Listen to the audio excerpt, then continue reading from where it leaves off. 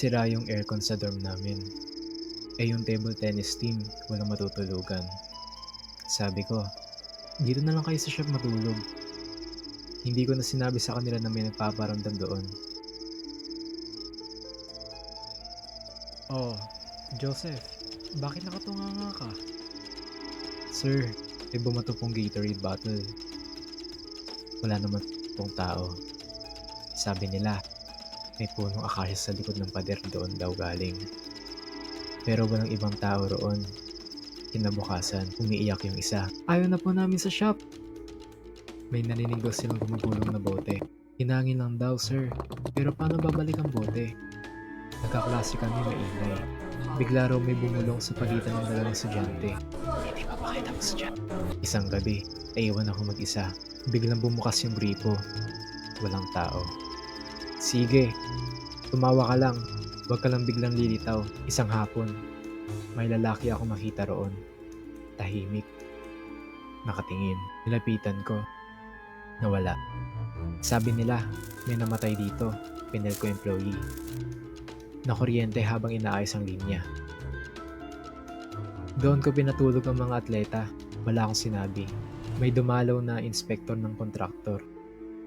Sir, okay na po. May tumulong sa amin. Yung inspektor niyo po. Anong inspektor? Wala kaming ganun. Tahimik daw. Hindi kumikibo. May malalim na sugat sa leeg. Sir, kasama niyo pong babae. Siyempre ako. Tumingin ako sa paligid. Kasi alam ko na wala akong kasamang iba. Kaya sabi ko, wala akong kasama.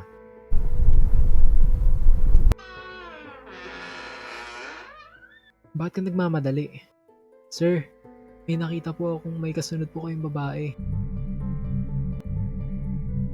Siyempre ako, kinilabutan ako. Kasi wala namang nakasunod sa aking babae.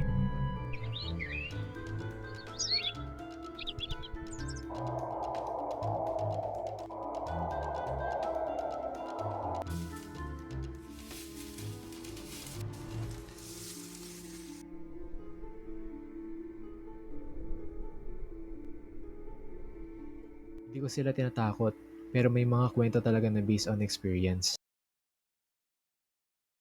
Sa ilang taon ko rito sa Banas, panay maaga mga klase ko. Pero nung minsan, nakalimutan yata ni ma'am na may uuwian pa kami.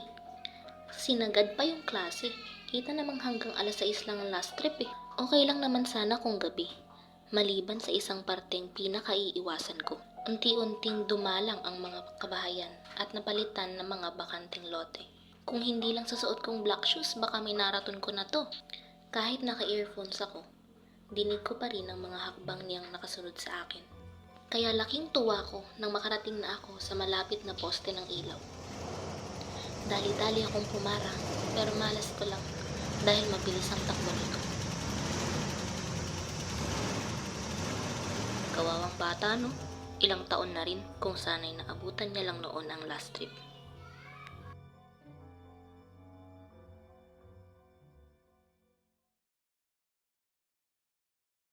Tahimik ang gabi, malamig ang hangin, at ako'y mag-isa sa dormitoryo.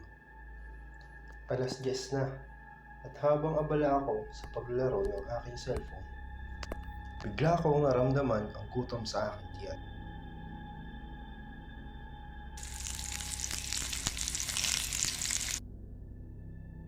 Subalit nang bigla akong huminto, hindi ko may paliwanag ang kakaibang pakiramdam na dumating. Pagpasok ko sa palikuran, naramdaman ko ang malamig na hangin na umapi sa aking balat. Doon ko nakita isang anino ng tao, tila nakatayo at nakatingin sa akin.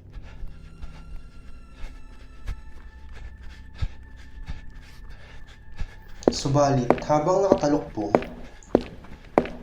sa pinto ng aking silid, nakita ko ang isang imahe. Isang tao, ngunit walang ulo.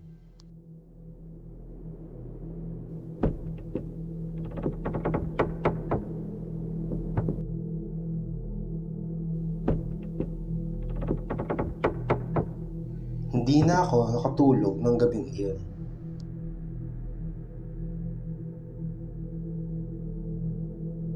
sapagkat ang presensya ng anino sa dilim ay tila hindi ako iiwanan.